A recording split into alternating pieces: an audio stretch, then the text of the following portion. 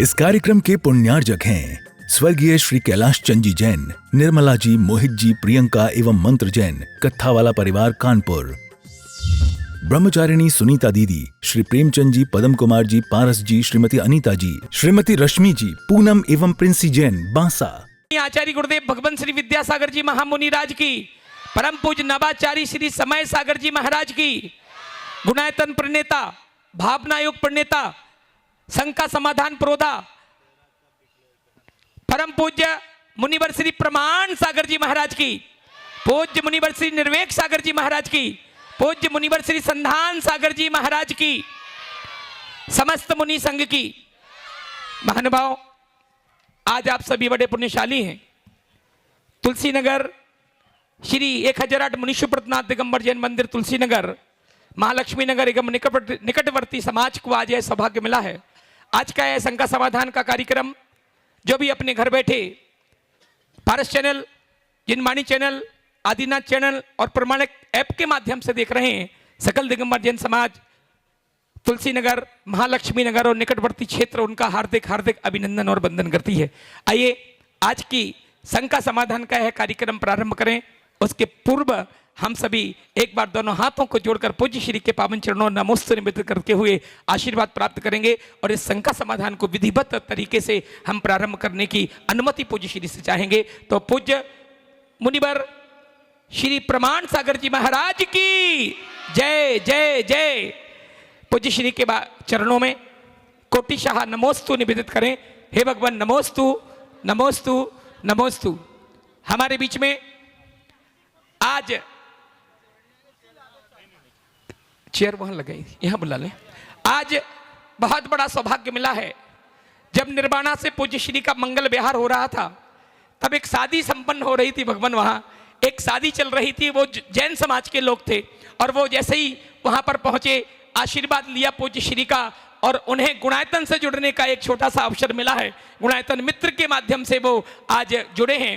Nirvana hotel में जिनके यहाँ शादी संपन्न से हो रही थी, वो सभी परिवार श्रीमान धर्मश्रेष्ठी कमल कुमार जी, श्रीमती सुनीता जी अजमेरा, उनके पुत्र मयंक जैन, श्रीमती श्रेया जैन, मैं पूरे परिवार को आमंत्रित करूंगा वो यहाँ पर पधारें और पूज्य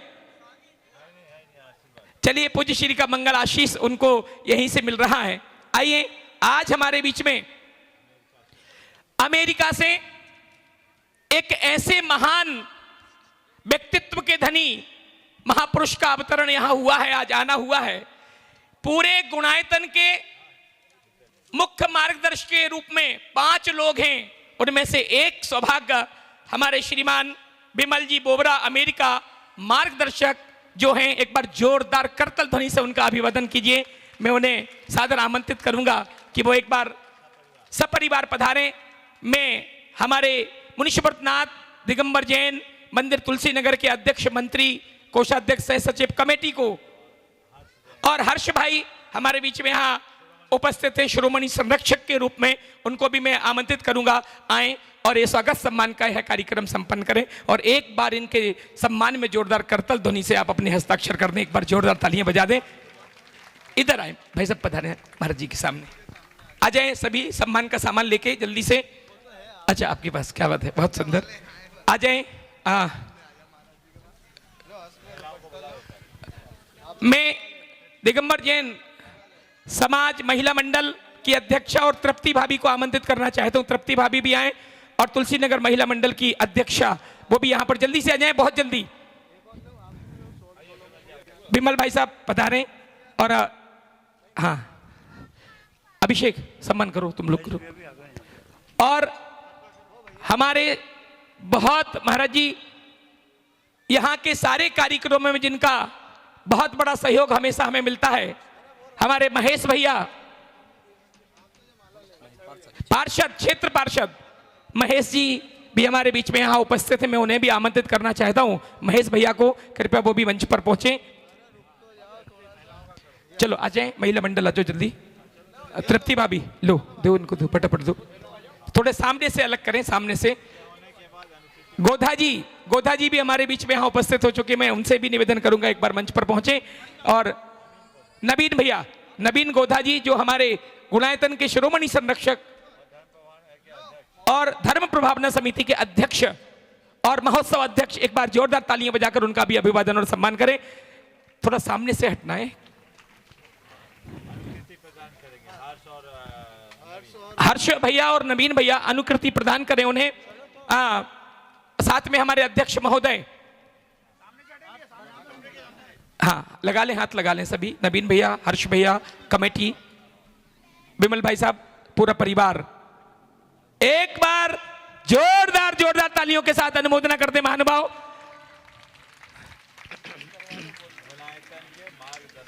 गुणायतन के मार्गदर्शक बोबरा परिवार, बोहरा परिवार, बिमल जी बोबरा अमेरिका। चलिए बहुत सुंदर, आपका बहुत बहुत स्वागत, अभिनंदन। आइए पार्षद जी कहाँ हैं? महेश भैया, क्या बात है महाराज जी, बहुत अच्छी पूरी व्यवस्थाएं हमारी महेश भाई साहब कराते हैं हमेशा से। मैं कमेटी से निवेदन करूंगा, हर्ष भैया उनका भी मंगल तिलक, माल्यार्पण और अंग वस्त्र उड़ाकर सम्मान करें महेश भैया जी का। महाराज जी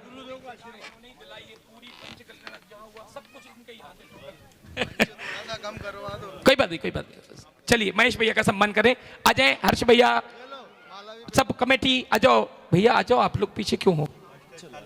हाँ बस, हाँ ठीक है। चलिए बाकी सभी लोगों से निवेदन है पुनः अपने स्थान पर बैठते जाएंगे। महेश भैया आप प्रश्न करना है बढ़िया सा, है ना? हाँ हाँ बीच में हाँ महाराज जी को। और मैं अमेरिका परिवार मंच पे ही विराजमान हो जाए पूरा परिवार यही। और मैं से खाली कर दें। मैं बिना कोई भूमिका के पूज्य मुनि श्री संधान सागर जी महाराज के पावन चरणों में नमोस्तु निवेदित करते हुए निवेदन कर रहा हूं, आज के शंका समाधान के इस कार्यक्रम को प्रारंभ करने की कृपा करें। नमोस्तु भगवान, नमोस्तु भगवान, नमोस्तु भगवान। और आज पूरे संघ की भव्य आगमनी महालक्ष्मी नगर, तुलसी नगर वालों ने यहाँ पर की, और उसी स्थान पर यह संघ का समाधान गुरुदेव के चरणों में अपन शुरू करते हैं। प्रथम प्रश्न के लिए जिनका भी सभी सम्मान कर रहे थे, जो सम्मान के पात्र हैं भी, ऐसे विमल जी बोहरा गुणायतन के जो मार्गदर्शक हैं और अनन्य भक्त भी हैं गुरु चरणों के, ऐसे विमल जी बोहरा परिवार आज प्रथम प्रश्न गुरु चरणों में कर रहे हैं, और उसके बाद में डॉक्टर नेहा जैन तैयार रहेंगी। बोलिए। नमोस्तु महाराज जी, नमोस्तु महाराज जी, नमोस्तु। राग द्वेष निकालने के लिए क्या करना चाहिए? बहुत अच्छा सवाल। पहले तो मैं चाहूँगा एक बार इस परिवार का जोरदार अभिनंदन करें। अमेरिका में रहते हुए भी पूरी तरह धर्म की आराधना में तत्परता और धर्म, संस्कृति और समाज की सेवा की प्रगाढ़ भावना इनके अंदर है, वह अनुकरणीय है। और मैं विमल जी और उनकी धर्मपत्नी, जो उनकी मूल प्रेरणा है, नाम तो मुझे ध्यान नहीं है, अलका जी, इनके लिए बहुत बहुत आशीर्वाद देता हूँ कि इसी तरह वे आगे बढ़ते रहें और अपने कार्यों में जुटे रहें। पिछले अनेक वर्षों से जुड़े हुए हैं, गुणायतन के ये मार्गदर्शक हैं और गुणायतन में इनका महनीय योगदान भी है। आपने पूछा है राग देश की निवृत्ति के लिए क्या करें, तो कहते हैं राग देश से बचना है तो चरित्र को अंगीकार करो। राग देश निवृत्ते चरणम प्रतिपद्यते साधु। हम व्रत संयम को अंगीकार करें, पापों का परित्याग करें और अपने आप को निमित्तों से यथासंभव अप्रभावित रखने की क्षमता रखें, विकसित करें, कोशिश करें। यदि ऐसा हम करने लगते हैं तो चीज़ें हमारे नियंत्रण में होगी और हमारा राग द्वेष कम से कम हो। बहुत सुंदर। और कोई सवाल? चलिए अगला। विमल जी करें। डॉक्टर नेहा जी जैन, राजकुमारी जैन LIC मंडला के परिवार से, और उसके बाद में तैयार रहेंगी प्रकृति जैन अशोक नगर। एक मिनट, ये भी पूछेंगे। बोलो। हाँ हाँ हाँ बोलो। हाँ बोलो। ये भी अमेरिका से ही हैं। हाँ बोलो। हाँ गुरुजी प्रणाम, नमोस्तु। मिच्छामी दुक्कड़म, अगर छोटे मुंह से बड़ी बात हो। गुरुजी, मैंने संविधान के अनुच्छेद 38(a) के अंतर्गत हिंदू, जैन और सिख समाज हिंदुइज्म का ही एक हिस्सा है। महावीर भगवान को त्रिशला नंदन के वीर महावीर बोला जाता है, जिन्होंने एक क्षत्रिय कुल में जन्म लिया।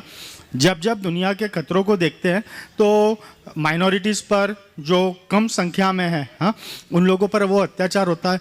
तो हिंदू और जैन समाज और ये समग्र समाज एक साथ मिलकर क्योंकि आज की तारीख में जैनियों ने एक माइनॉरिटी का दर्जा दिया गया था कि कांग्रेस की सरकार में, लेकिन अगर हम सब एक हों तो हमारा धर्म और हिंदुस्तान ज़्यादा सशक्त हो, क्योंकि खतरा एक अलग तरह का है आने वाले समय का। देखिए, माइनॉरिटी में आने का मतलब ये नहीं है कि जैनी अहिंदू हो गए। माइनॉरिटी में लाने के पीछे जैनियों का एक ही उद्देश्य रहा कि सरकार यदि किसी को धर्म के आधार पर धार्मिक अल्पसंख्यक घोषित करती है तो जैन भी एक स्वतंत्र धर्मावलंबी, जैन धर्म भी एक स्वतंत्र धर्म है और वो अल्पसंख्यक है तो उन्हें अल्पसंख्यक घोषित करना चाहिए। और अपने जितने भी शैक्षिक संस्थान हैं उनके और सांस्कृतिक गतिविधियों के संचालन की स्वायत्तता मिलनी चाहिए। हमारा कोई और उद्देश्य तो रहा नहीं, न तो कोई अल्पसंख्यकों को रिजर्वेशन की फैसिलिटी है, ना कोई और दूसरी फैसिलिटीज है। तो जब अल्पसंख्यक होने का लाभ कोई कम्युनिटीज कर रही है तो जैन भी उसके हकदार हैं ना। या तो आयोग ख़त्म कर दो, अगर आयोग है तो जैनियों को मिला तो क्या बुरा है। और जैनियों के शिक्षा संस्थान में जैनी थोड़े पढ़ते हैं। जैनी कितना भी हो भारतीय संस्कृति को ही पुष्ट करते हैं और समग्र जैन समाज राष्ट्रवाद की समर्थक समाज है। इसलिए राष्ट्रवाद और राष्ट्रीयता को आगे बढ़ाने में जैनी आगे बढ़ते हैं। इसलिए कभी कोई ऐसी बात हो तो लोगों को समझाएं। आज भी जैन भले कहने को अल्पसंख्यक है, पर क्या अपने आप को अलग कभी अलग महसूस करते हैं? नहीं ना। और कई जगह तो कश्मीर में तो हिंदू अल्पसंख्यक है ना। तो अल्पसंख्यक तो क्या, जहाँ जिनकी जो संख्या उसकी अपेक्षा अल्पसंख्यक होना और अहिंदू होना अलग बात है। हिंदू कोई धर्म नहीं है, हिंदू एक संस्कृति है और भारत की सारी परंपराएं उसी के अंग हैं। उसे उस रूप में देखना चाहिए। जब बौद्ध और सिख धर्म को आप स्वतंत्र धर्म मानने को राजी हैं, पारसियों को आप स्वतंत्र धर्म का दर्जा देने को तैयार हैं, तो जैनियों को भी स्वतंत्र धर्म का दर्जा तो मिलना ही चाहिए। इसलिए जैनियों को मिला, इसमें क्या सोच। गुरुवर, मेरा पूछने का अभिप्राय यही था जो आपने अंत में बोला कि जैनी कभी हिंदू नहीं है, हिंदू संस्कृति का ही हिस्सा है। अधिकांश जैन समुदाय के लोग ये बात नहीं मानते। ऐसी बात नहीं है, उसे आप सही तरीके से व्याख्यायित करें तो सब समझते हैं। चलिए, डॉक्टर नेहा जी जैन अपना प्रश्न कर रहे हैं और उसके बाद में प्रकृति जैन तैयार रहेगी। यहीं की आपकी बिटिया। नमोस्तु महाराज जी के चरणों में कोटि कोटि नमन, कोटि कोटि वंदन। महाराज जी, हमारे जो फील्ड है वो बहुत ही एंजाइटी भरी है। हम आए दिन पेशेंट से मिलते हैं, उनकी प्रॉब्लम को समझते हैं, उनसे डील करते हैं। कहीं ना कहीं हमारे भी दिमागों में ये चलता रहता है। तो जो ये एंजाइटी है, जो इतना फास्ट लाइफ हो गई है आजकल, इसमें हम अपनी चीज़ों को फोकस कैसे करें? जो मेन चीज़ है उसको फोकस कैसे करें? एंजाइटी, OCD, इन सब चीज़ों से दूर रहते हुए चीज़ों को प्रायोरिटाइज कैसे करें? डेली भावना योग करो जी महाराज। सारी एंजाइटी खत्म हो जाएगी, OCD भी कहीं नहीं होगी। एक बात बताऊं, आप लोग तो डॉक्टर हो, आप लोग के पास तो जो आते हैं बीमार लोग आते हैं, आपसे ज़्यादा हम लोगों के पास आते हैं जी महाराज। और प्राय सब अपना दुखड़ा ही लेके आते हैं और रोना ही रोते रहते हैं। लेकिन यदि हम उनसे प्रभावित होने लगे तो बहुत दुखी हो जाए। लेकिन हम लोग प्रभावित नहीं होते, सबके प्रति सद्भावना रखते हैं और उन्मुक्त मन से आशीर्वाद देते हैं, तभी लोग लाभान्वित भी होते हैं। तो आप अपने कर्म को अपना धर्म मानो और पहले खुद में स्टेबिलिटी लाइए जी महाराज और कर्तव्य भाव से काम कीजिए। आप ये मानिए कि बीमारी तो सबके साथ लगी है। मैं एक चिकित्सक हूँ तो मेरा एक धर्म है कि आए हुए बीमार व्यक्ति के लिए चिकित्सा के साथ साथ उसके मन में स्थिरता उत्पन्न करूं और वो चीज़ें आ जाए तो चीज़ें अपने आप नियंत्रित हो जाए। थैंक यू महाराज जी। नमोस्तु महाराज जी। आगे। प्रकृति जैन PG की छात्रा असोट नगर से, और उसके बाद में तैयार रहेंगे आप सबके चहेते और लाडले पार्षद जी महेश जी। गुरुदेव के चरणों में बारंबार नमोस्तु नमोस्तु नमोस्तु। छोलक महाराज जी के चरणों में इक्षामी इक्षामी इक्षामी। महाराज जी मेरा प्रश्न ये है, मैं पीजी में रहती हूँ और उसमें बहुत सारी अशुद्धियाँ भी होती हैं, तो जैसे धर्म की पुस्तक भी पढ़ते हैं और उसी रूम में फुटवेयर्स वगैरह सब कुछ रहता ही है, और आजकल की युवतियाँ हैं जो अशुद्धियों में भी पालन नहीं कर रहे हैं उसका, तो उसका दोष हमको लग रहा है, तो क्या करना चाहिए उसके लिए? बड़ी गंभीर समस्या है। इसका एक सॉल्यूशन तो ये कि अपनी धार्मिक पुस्तकों को एक अलग संदूक में रखें, अगर संभव हो तो अलग अलमारी में ही रख दें तो लॉक हो जाएगी, और उसका हर अवस्था में स्पर्श ना हो। उसका स्पर्श तभी हो जब शुद्ध हो, ठीक है। दूसरी बात, अपने रूम में चाहे जिसको प्रवेश न दे। जी महाराज जी। जैसे घर में अपनी जितनी शुद्धि का पालन होता उतना करें, और यदि ये संभव नहीं है तो एक ऐसा चेयर अपने रूम में रखें प्लास्टिक का। कोई आए तो उसको उसमें बिठाएं, अपने बेड पर ना बिठाएं, बेड को शुद्ध रखें।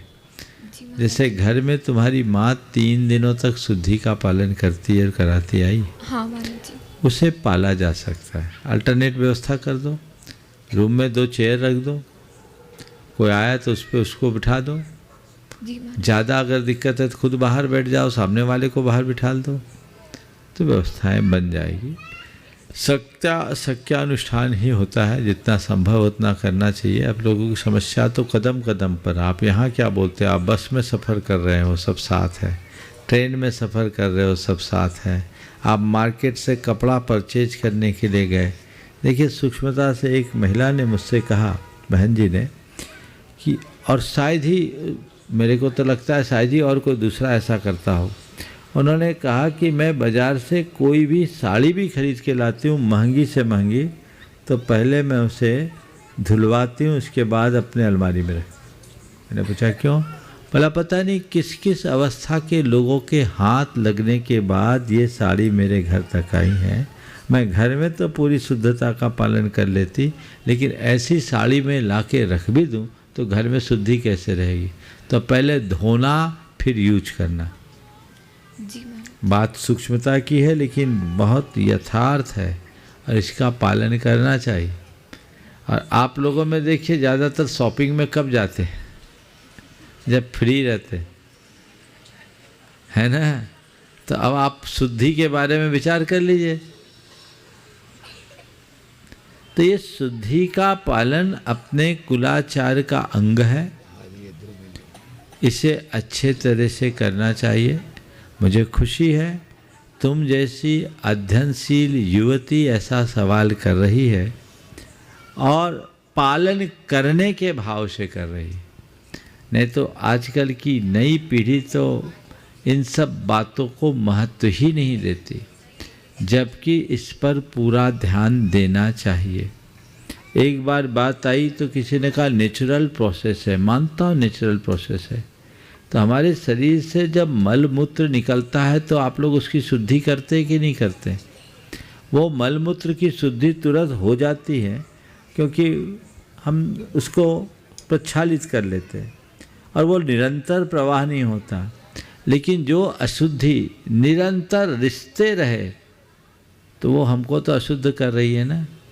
शरीर के भीतर जब तक मल है तब तक वो अशुद्धि नहीं है, जब बाहर निकलता है तो अशुद्धि। तो ऋतु धर्म रजो धर्म के समय में जो आप लोगों के लिए श्राव होता है मासिक का, वो निरंतरता बनी रहती है, तो वो अशुद्धि है। इसलिए अशुद्धि में हमको सावधान रहना। और ये एक बहुत अच्छी व्यवस्था दी गई, महिलाओं को इसमें उपेक्षित नहीं किया गया। इसके पीछे महिलाओं के प्रति एक बड़ी दृष्टि कि कम से कम 3 दिन महिलाएं छुट्टी पे रहे, वो आराम करे, रेस्ट करे, और घर का काम पुरुष करे। पहले करने की जरूरत नहीं पड़ती थी, संयुक्त परिवार रहता था तो हर महीने में 3 दिन की छुट्टी आप लोगों को मिल जाती थी, दूसरा संभाल लेते थे। अब तो परिवार संयुक्त नहीं है, तो कोई बात नहीं है, महिलाओं का ठेका थोड़ी है खाना बनाने का, पुरुष भी तो बना सकते हैं कि नहीं। और जितने बड़े शेफ हैं वो कौन है, बोलो? बाजी तो वहाँ भी इन्हीं लोगों ने मारी है ना? तो बना सकते हैं। इसलिए मैं कहता हूँ उनके दाम्पत्य में माधुर्य बढ़ता है जहाँ पति पत्नी दोनों मिलकर खाना बनाते हैं, समझ गए? और अपने जीवन में मधुरता लानी है तो पत्नी उपवास करे और पति पार ना कराए, तब तो मज़ा आ जाए। देखो इन लोग मन की बात हो गई, कितना अच्छा होगा, है ना? तो ये चीज़ें होना चाहिए और मैं पुरुषों से भी कहता हूँ इसे अपनाना चाहिए। अशुद्धि नहीं आता है तो सीख लो, और कदाचित ऐसा नहीं सकते तो 3 दिन रूखा सूखा खा के काम चला लो। हाँ, महाराज जी कह रहे सामने गुरु कृपा है कि होटल है। आपने नज़र भी कर ली क्या? मैंने देखा नहीं इसलिए बोला। तो जो भी है इसके कई अल्टरनेट भी हैं, लेकिन ये शुद्धि का पालन करना चाहिए। इसके विषय में मैंने अनेक बार प्रकाश डाला है। आपको बताऊं, एक बार जब बहुत पहले मैंने इस पर बोला, लाखों व्यूज उसमें थे और कई महिलाओं के उसमें कमेंट्स थे। वो किसी कारण से कमेंट्स सब हट गए। उसमें सैकड़ों कमेंट्स ऐसे थे महिलाओं के, जिसमें कई यंग्स थी, पढ़ी लिखी महिलाएं भी थी, कि आपके प्रबोधन के बाद जब से हमने शुद्धि का पालन किया हमारे जीवन में बड़ा परिवर्तन आया, सकारात्मकता बढ़ी। दुर्भाग्यवश वो सब चीज़ें हट गई, लेकिन वो कमेंट्स बहुत प्रकाशित करने योग्य थे। अभी भी ये वीडियोज है, जो लोग सुन रहे हैं, जिनने प्रेरणा पाने के बाद ये किया, अगर वो कमेंट्स डाल सके तो वो कमेंट्स रिकॉर्ड में आना चाहिए और लोगों को उससे प्रेरणा मिलनी चाहिए। नमोस्तु महाराज जी। महेश जी जोशी जी जो यहाँ के पार्षद जी हैं और वे अपना प्रश्न गुरु चरणों में रख रहे हैं। उसके बाद में आज दुबई दोहा कतर से अपने बीच में सुधीर निवेदिता जी जैन जो गुणायतन जी ट्रस्टी हैं। नमस्तुभ्यो महाराज जी।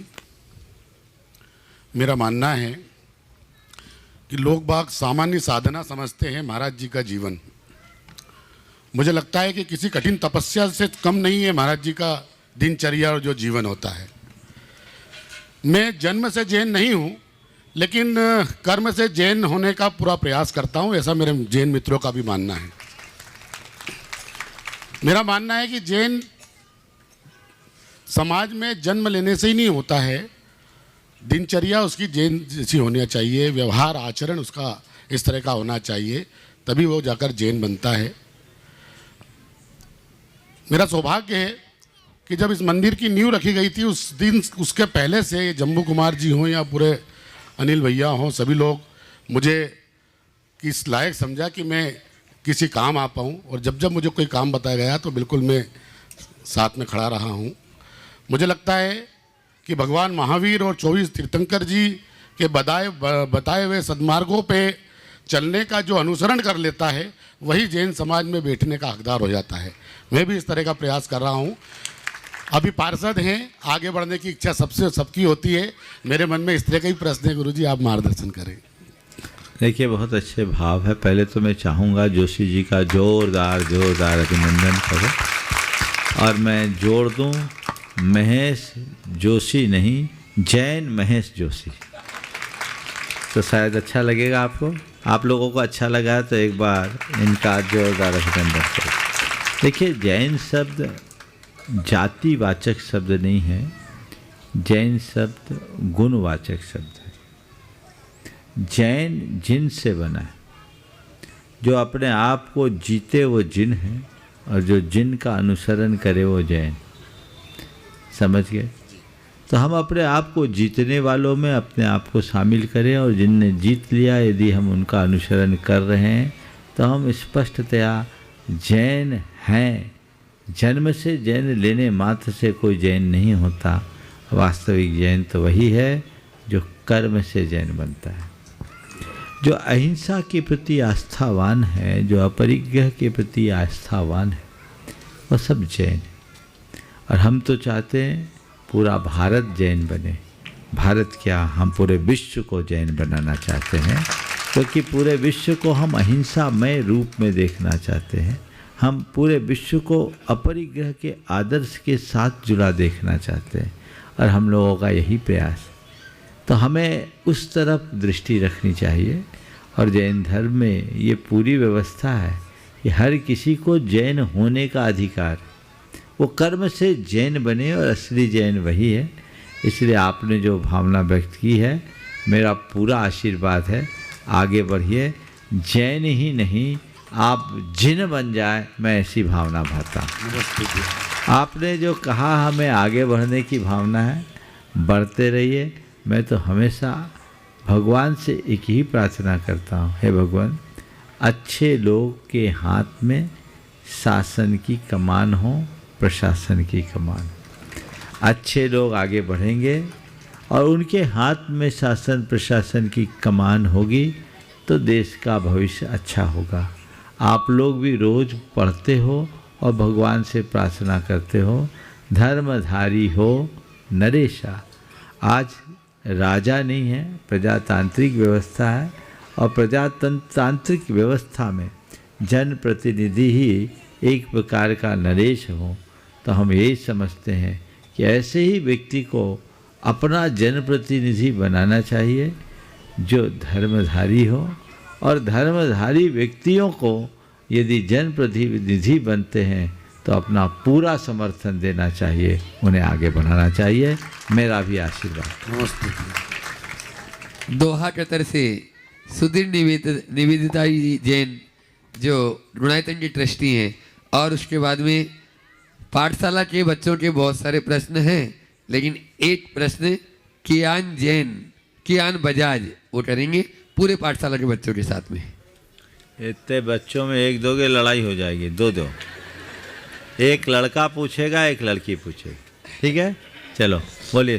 मंच पे विराजित तीनों मुनि महाराजों के चरणों में बारंबार नमोस्तु नमोस्तु नमोस्तु। महाराज जी, आज सुबह मैंने एक कोटेशन पढ़ा है, हम पैसा जोड़कर धर्म प्रचार कर रहे हैं और वो आबादी बढ़ाकर धर्म का प्रचार कर रहे हैं। तो महाराज जी, मेरा प्रश्न इसी से रिलेटेड है कि हम जो 3000 साल की कल्पना करके मंदिरों का निर्माण कर रहे हैं और हम नंबर्स में कम होते जा रहे हैं, आबादी में हम कम होते जा रहे हैं, ऐसी कंडीशन में जो हम कल्पना कर रहे हैं 3000 सालों की, वो नामुमकिन सा लगता है। तो महाराज जी, इस दिशा में आप अपना देखिए, बहुत ही गंभीर और संवेदनशील सवाल है। आपने कहा हम पैसा जोड़कर धर्म का प्रचार कर रहे हैं और वे आबादी बढ़ाकर धर्म का प्रचार कर रहे हैं। मुझे लगता है दोनों धर्म का प्रचार नहीं कर रहे। मेरी बात को थोड़ा अच्छे से सुनिएगा। दोनों धर्म का प्रचार नहीं कर रहे हैं। जो पैसा जोड़ रहे हैं वे धर्म का प्रचार नहीं कर रहे हैं, वे धर्म के विस्तार को रोक रहे हैं। पैसा जोड़ने से धर्म का प्रचार नहीं होता, पैसा छोड़ने से धर्म का प्रचार होता है। मैं कोटेशन की बात कर रहा हूँ, मैं बोल रहा हूँ तो उसी की व्याख्या कर रहा हूँ मैं। तो अगर धर्म का प्रचार करना है तो हमें पैसा छोड़ना सीखना होगा, जोड़ना नहीं। और जो लोग आबादी बढ़ाकर धर्म का प्रचार कर रहे हैं, सच्चे अर्थों में वे आबादी बढ़ाकर धर्म का प्रचार नहीं, संप्रदाय का विस्तार कर रहे हैं। धर्म का प्रचार कोई करे, कहीं हानि नहीं। धर्म तो मानवता का पाठ पढ़ाता है, लेकिन जब संप्रदाय और सांप्रदायिकता होती है उससे धर्मांधता बढ़ती है, और ये बढ़ी हुई धर्मांधता हमें बहुत पीछे धकेल देता है। हमें खतरा उससे है। और जो धार्मिक उन्माद आज बढ़ रहा है, ये पूरे विश्व के लिए एक बहुत बड़ा प्रश्न चिन्ह बन रहा है। भारत की मूल भारतीय समुदाय को इस पर गंभीरता से विचार करना चाहिए इसका असर संपूर्ण भारतीयता पर दिख रहा है। जहाँ तक हमारा जैनियों का सवाल है कि हम 3000 साल तक टिक सकने वाले मंदिर की तो कल्पना कर रहे हैं, पर 3000 वर्षों तक जैनियों को टिकाए रखने की कोई व्यवस्था नहीं कर रहे। ये बहुत चिंतनीय विषय है और मेरा तो कुछ वर्षों से इस पर पूरा ध्यान है।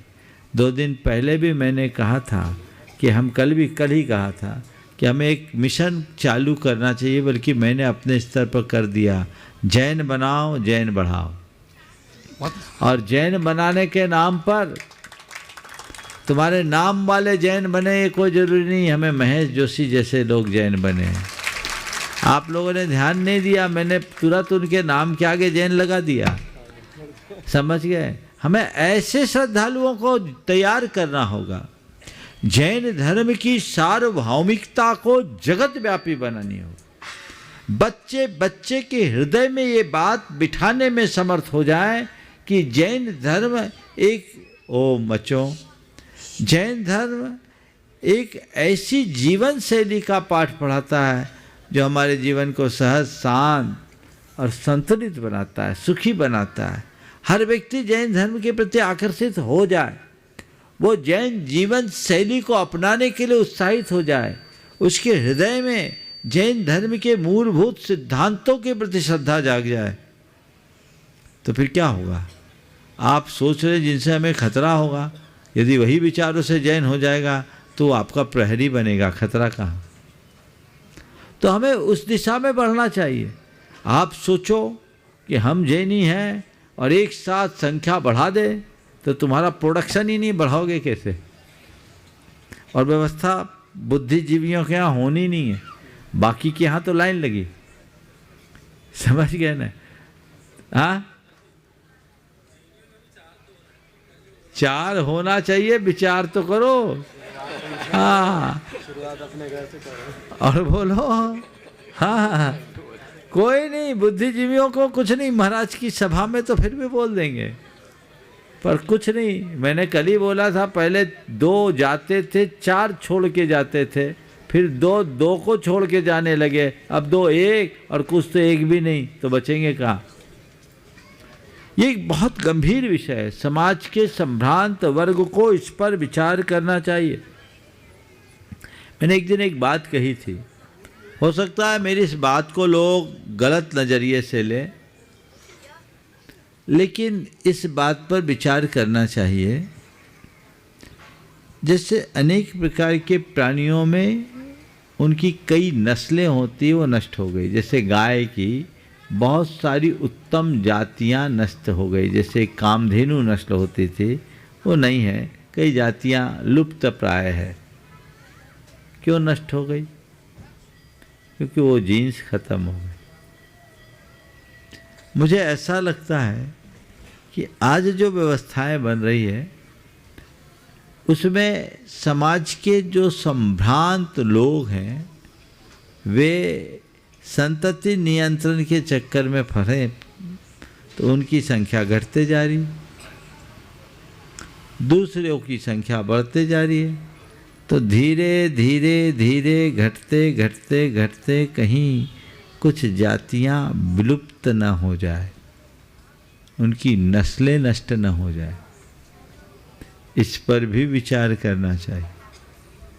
और ये होगा अगर हम जीन्स के विषय में विचार करें, डीएनए के विषय में विचार करें, तो वो तो आएगा। हो सकता है मुझे जातिवाद और नस्लवाद का पोषक कह दे, लेकिन भाई जो जिसका अलग अलग डीएनए है वो तो होगा ना। जातियां तो रहनी चाहिए, जातीयता नहीं होनी चाहिए, नस्लें रहनी चाहिए, नस्लवाद नहीं होना चाहिए। तो ये चीज़ें हैं, इस पर बहुत गंभीरता से विचार करने की आवश्यकता और अपेक्षा है। नमस्ते महाराज जी, नमस्ते। तुलसी नगर में चल रही संस्कारों की टकसाल ज्ञानोदय पाठशाला के बच्चे, नन्हे मुन्ने बच्चे एक साथ खड़े हो जाएंगे। उनमें आराध्य जैन जो है, आराध्य अमित जैन बच्चियों में और पर्व जैन बच्चों में 2 प्रश्न पूछेंगे, थोड़ा फास्ट करेंगे, और उसके बाद में अशोक जी गोदा तैयार रहेंगे। खड़े हो जाओ, सब बच्चे खड़े हो जाओ। हैंड जोड़ो नहीं बोलो भाई, हाथ जोड़ो बोलो दादा। क्या बात है। हाँ, इंग्लिश मीडियम स्कूल चलाते हैं हमने सुना, इसलिए हैंड जोड़ो बोल रहे हैं। नमस्ते महाराज जी। हाँ, बच्चे कौन बोल रहा है? आगे आओ, उसको दिखने तो दो। नमस्ते महाराज जी। हाँ बोलो। नमस्ते महाराज जी, मेरा हाँ। प्रश्न है कि हम आजकल के बच्चे जैन धर्म का कैसे पालन करें और हम हमारा चंचल मन कैसे कंट्रोल करें? बहुत अच्छा सवाल किया। देखो, बच्चों को जैन धर्म का पालन तो करना ही चाहिए। जो भी बच्चे, आजकल के बच्चे हैं चाहे पुराने बच्चे, हमें जैन धर्म के पालन के लिए क्या करना है? सबसे पहली बात, सुबह उठो। सब बच्चे सुबह उठ कर के 9 बार नमोकार मंत्र पढ़ना चाहिए और उस समय भावना भाना चाहिए, हे भगवान, मैं जैन हूँ, मेरी जैन धर्म में श्रद्धा बनी रहे, और हे भगवान, आज मुझे ऐसी शक्ति दें कि आज का दिन अच्छा दिन बने और मैं कोई गलत काम ना करूं।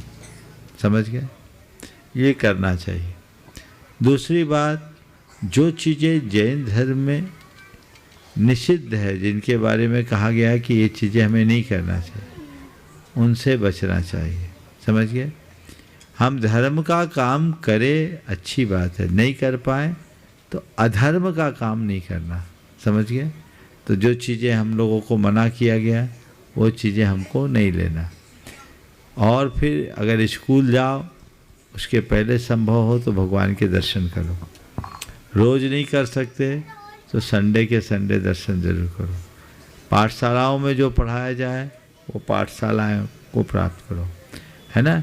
रात्रि भोजन वगैरह से जितना संभव बचे, यदि इतना भी बच्चे कर लेते हैं तो मैं मानता हूँ उनमें जैन धर्म के संस्कार आ जाएंगे।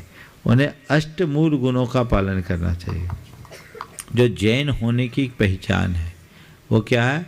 मद्य, मांस और मधु का त्याग जीवन भर के लिए, और 5 उदंबर फलों का त्याग। कौन सा उदंबर फल?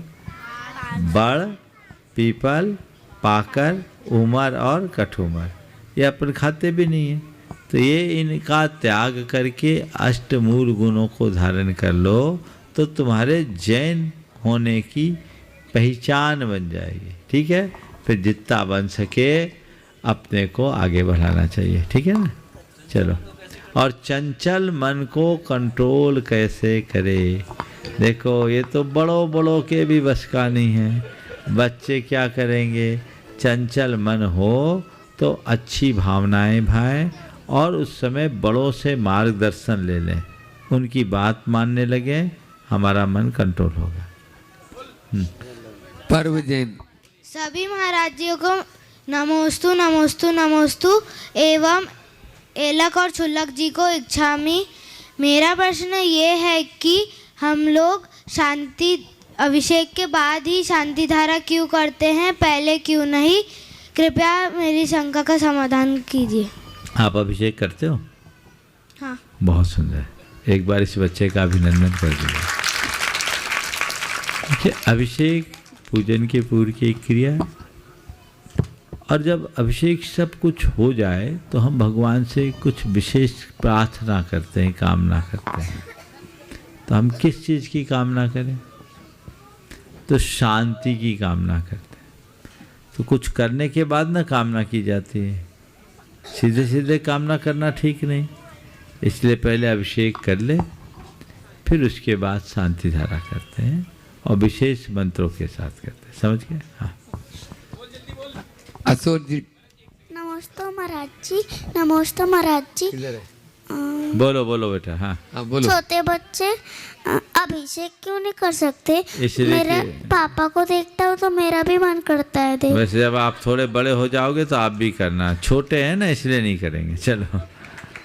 असोर जी रोदा अपना प्रश्न कर रहे हैं, उसके बाद में सेंट्रल बेंच से अपने बीच में प्रशांत सुलेटा जी जैन महालक्ष्मी नगर वे अपना प्रश्न करेंगे।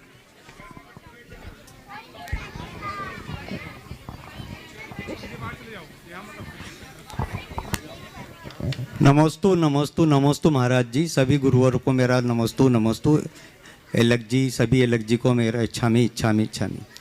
गुरुवर, मेरा प्रश्न शंका एक है कि हमारे भारत में जैन समाज का बहुत सहयोग रहा है और जैन समाज के जितने भी टैलेंट हैं वो एब्रॉड जाने से कैसे रोका जाए, उन्हें बहुत ही संकीर्ण प्रश्न आ गया है। ये सारे टैलेंट अगर बाहर चले जाएंगे तो हमारे देश में जैन समाज के लोग कैसे उद्धार पाएंगे, यही मेरा प्रश्न। एक जगह एक संत विचरण कर रहे हैं, तो एक जगह गए तो वहाँ लोगों ने उनके साथ बड़ा दुर्व्यवहार किया, और दुर्व्यवहार किया तो उन्होंने सबको आशीर्वाद दिया, बसे रहो। क्या दिया? बसे रहो। आगे गए, वो बड़े भद्र लोगों का गांव था, लोगों ने उनका बड़ा स्वागत किया, सत्कार किया। फिर उपदेश देने के लिए कहा, उनने कहा उजड़ जाओ, उजड़ जाओ। सब चकराए, और उनका एक शिष्य साथ में था। बोले, गुरुदेव ये क्या किया? जिनने आपको सताया, आप उन दुष्टों को तो कह दिए बसे रहो, और जिनने आपका सत्कार किया उनको कहा उजड़ जाओ। इसने कहा, सुनो, तुम्हें नहीं पता मैंने क्यों किया ऐसा, बता देता हूँ। बोले, जिस गांव में तुम्हें लगा कि जिनने मुझे सताया, मुझे लगा ये अच्छे लोग नहीं है, इसलिए यहीं रहे, बाहर न फैले, इसलिए मैंने कहा बसे रहो। बुरे लोग जहाँ वहीं रहे, चलेगा। लेकिन अच्छे लोग जहाँ हों, मैंने उनसे कहा उजड़ जाओ। इसका मतलब ये कि सब तरफ फैल जाओ। वो यहीं रहेंगे तो सारी अच्छा यहीं तक रहेगी, सब जगह जाएंगे तो सब तरफ फैलेगी। समझ गया? जी जी। तो मैं ये कहूँगा, अगर जैनी यहीं तक सीमित रहेंगे तो 7 समुद्र पार तक जैन धर्म कैसे जाएगा? ये बात भी सही है महाराज जी। ये लोग गए हैं, विमल जी जैसे लोग, तो ये लोग यहाँ से जैन धर्म लेके गए ना। आप सबको सुनकर इस बात का गर्व होना चाहिए कि आज 21वीं शताब्दी में और 20वीं शताब्दी से ही शुरुआत हो गई, भारत से बाहर जैन मंदिर, हिंदू मंदिर निर्मित होने लगे। अब तो इस्लामिक राज्यों में भी हो गया। बहुत सही है महाराज, बिल्कुल सही। गए तब तो हुआ, तो जाना गलत कहाँ हुआ? बिल्कुल नहीं सर। वो भारत में रहे या न रहे, उनमें भारत रहना चाहिए। बिल्कुल सही। उनकी जड़ें जुड़ी रहनी चाहिए। इसलिए मैं इस बात के लिए कभी नहीं कहता कि तुम बाहर मत जाओ। बाहर जाने के लिए अच्छा अवसर मिलता है तो जाओ, पर भीतर भारत बने रहे। और मैंने पाया है वहाँ के लोग बहुतायत लोग विशुद्ध भारतीय हैं। समझ गए? तो हमें वो भारतीयता को अपने अंदर जगाना चाहिए। जी महाराज। और इस दृष्टि से यदि कोई जाते हैं तो जाना चाहिए। हाँ, लेकिन इसका दूसरा एंगल, दुनिया में रोज नीतियाँ बदल रही है। तुम अपने देश में जितने सुरक्षित हो, बाहर उतने सुरक्षित नहीं हो। कब तुम्हारी गर्दन पर बात पड़ जाए, तलवार चल जाए, कहा नहीं जाता। और भारत अब विकासशील देशों में अग्रणी हो गया, तो भारत में भी एक अच्छे अवसर हैं। इसलिए यदि तुम्हें स्वदेश में अच्छे अवसर मिले तो उसे प्रमुखता देने का प्रयास करना चाहिए। बिल्कुल महाराज। चलिए, नमस्ते महाराज जी। नमस्ते नमस्ते। सेंट्रल बैंक के प्रशांत जी सुलेखा जी जैन, और उसके बाद तुलसी नगर महिला मंडल तैयार रहेंगी। हाँ, बहुमंडल। प्रातः स्मरणीय गुरुदेव के चरणों में कोटि कोटि नमन। गुरुदेव, मेरा प्रश्न है कि अपन जो दर्शन स्तोत्र पढ़ते हैं नियमित रूप से, उसमें एक जगह आता है, जन जन कृतम पापम जन कोटि मुबारजम जन मृत्यु जरा रोगम हंते जिन दर्शनाथ। देव दर्शन स्तोत्र के अनुसार दर्शन मात्र से ही कोटि कोटि के पाप कट जाते हैं, लेकिन दूसरी तरफ ये लिखा जाता है कि कर्म हमें अवश्य भोगने पड़ते हैं, बिना कर्म भोगे उसकी निर्जरा नहीं होती। तो ये कैसे संभव है? बिल्कुल सहज संभव। कर्म को हम बांधते हैं सो भोगते हैं, लेकिन भोगा दो तरीके से जाता है, एक डायरेक्ट और एक इनडायरेक्ट। कर्म जो कटते हैं ना वो भी भोग के ही कटते हैं, लेकिन दो तरीका है। कर्म को हमने जैसा बांधा उसको उसी रूप में भोग लिया, इसको बोलते हैं स्वमुख फल। और एक कर्म को डाइल्यूट करके अथवा कर्म को परिवर्तित करके दूसरे कर्म के रूप में परिवर्तित करके धक्का मार के निकाल देते हैं, समझ गए? तो अभी भी हम आप जब कोई अच्छा काम करते रहे हों, अच्छी विशुद्ध भावों से भरे, उस समय हमारे कर्म कट रहे हैं, यानी उस समय हमारे जितने भी पाप हैं वे वर्तमान में रहने वाले कर्म के रूप में परिणत होकर झड़ते हैं, समझ गए? तो भोग तो लिया लेकिन उसका असर नहीं पड़ा, डाइवर्ट हो गया, समझ गए? तो हम इसी को निर्जरा कहते हैं। अगर हम ऐसा एकांत मान ले कि कर्म को जैसा बांधा हम वैसा ही भोगेंगे तो कभी मुक्ति ही नहीं हो पाएंगे। तो यही हमारा पुरुषार्थ है, उसके लिए हमें सतत प्रयत्नशील रहना चाहिए। नमस्ते गुरुदेव, नमस्ते। तुलसी नगर बहुमंडल अपना प्रश्न गुरु चरणों में रख रहे हैं और उसके बाद में आशीष जी जैन तैयार रहेंगे। गुरुदेव के चरणों में नमोस्तु नमोस्तु नमोस्तु। महाराज श्री, भावना योग से प्राप्त होने वाले लाभ एवं चमत्कार के बारे में हम सभी ने बहुत सुना है। सौभाग्य से तुलसी नगर महिला मंडल और तुलसी नगर समाज को आपका सानिध्य और आशीर्वाद मिला है। आपके सानिध्य में भावना योग का लाभ हम सभी को प्राप्त हो, ऐसा हमारा आपसे निवेदन है। और अब मेरी सखी आपसे एक प्रश्न करेगी। नमस्ते गुरुदेव, मेरा प्रश्न है, पुण्यशाली और सौभाग्यशाली समानार्थी शब्द हैं क्या? और अगर समानार्थी हैं तो सौभाग्यशाली से क्या तात्पर्य होता है? देखिए, पहली बात तो भावना योग के लिए निवेदन किया है, बहुत अच्छी भावना है। मैं देखता हूँ कैसी अनुकूलता बनती है।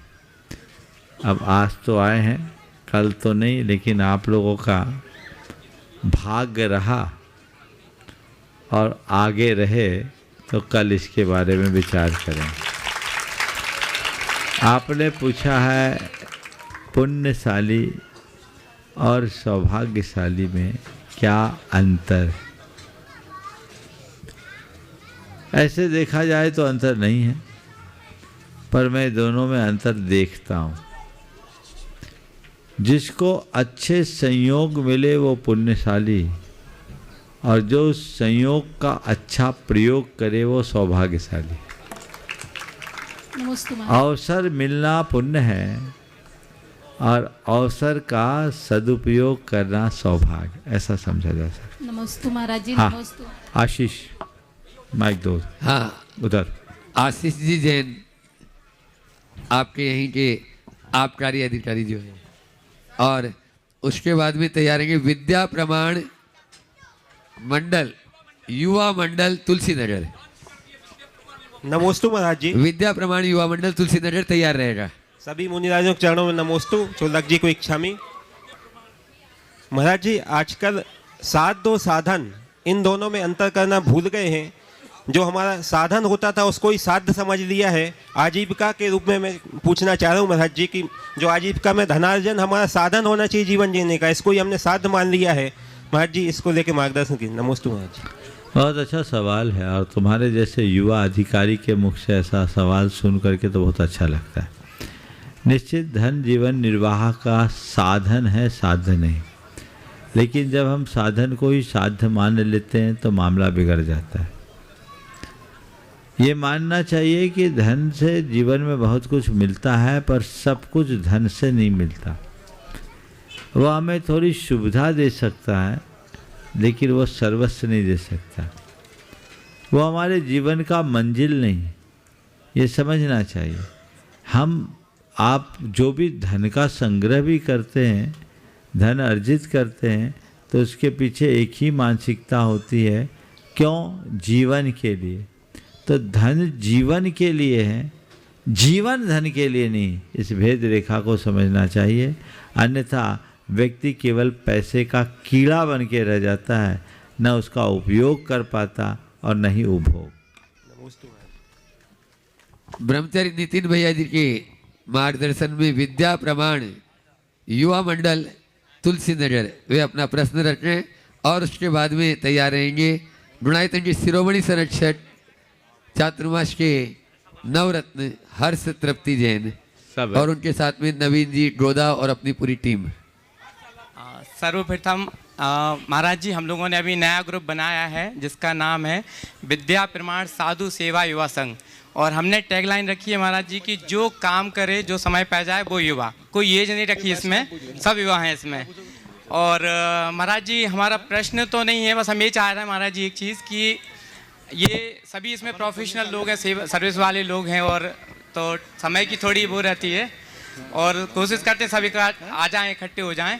और हम चाह रहे हैं महाराज जी कि हमें ऐसा मार्गदर्शन दें आपकी बिना किसी मतभेद के, और राजनीति हमने कोई वो भी नहीं रखा महाराज जी इसमें कि ये पद और ये सब लोग एक ग्रुप में आ जाते हैं, सभी एक मतलब व्हाट्सएप पे मैसेज डालते हैं, सब एकत्रित हो जाते हैं। तो हमें चाह रहा हमें मार्गदर्शन दें आप महाराज जी कि हम इसको बहुत अच्छे से बढ़ाएं आगे और बिना किसी मतभेद के इसको बढ़ाएं आगे। बहुत सुंदर, एक ही मत बना लो कि हमें साधुओं की सेवा करना है और तत्परता के साथ, तो मतभेद होगा ही नहीं। और ये बहुत अच्छा आप लोगों ने उपक्रम किया।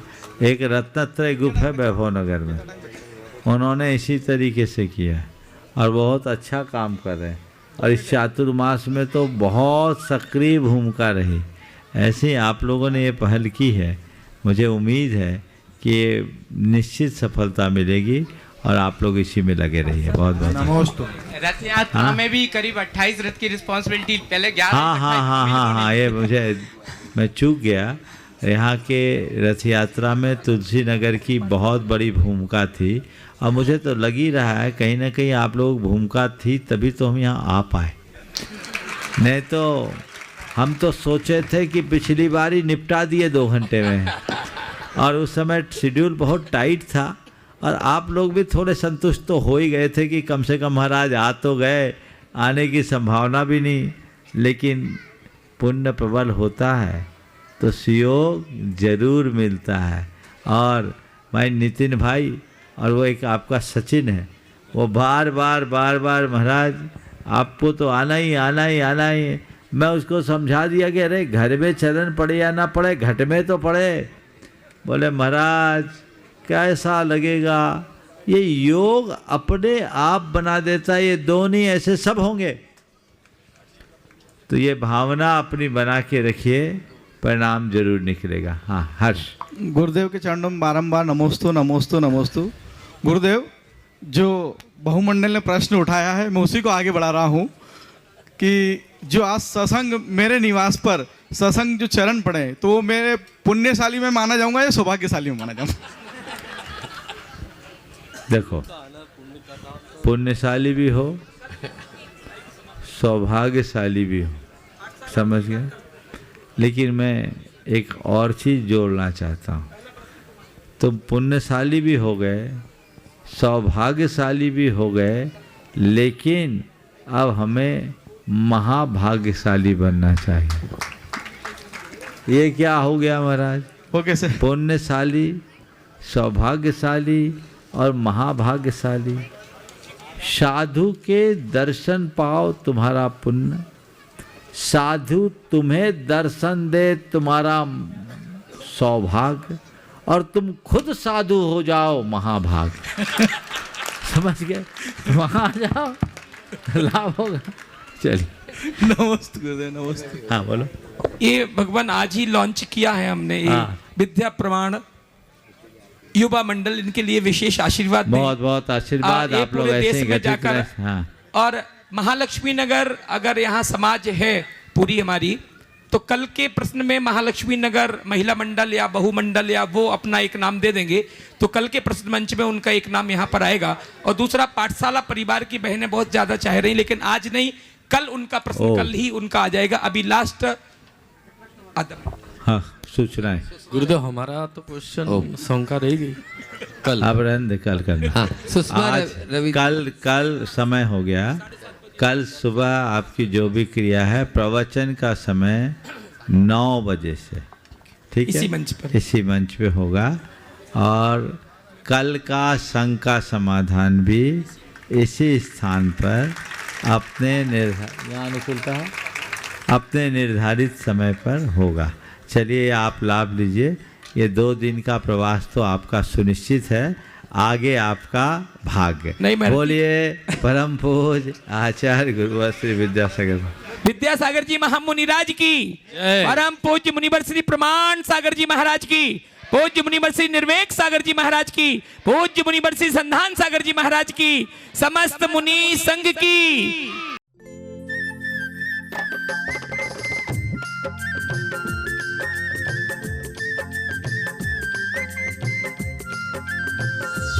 इस कार्यक्रम के पुण्यार्जक हैं स्वर्गीय श्री कैलाश चंद जी जैन, निर्मला जी, मोहित जी, प्रियंका एवं मंत्र जैन, कत्थावाला परिवार कानपुर।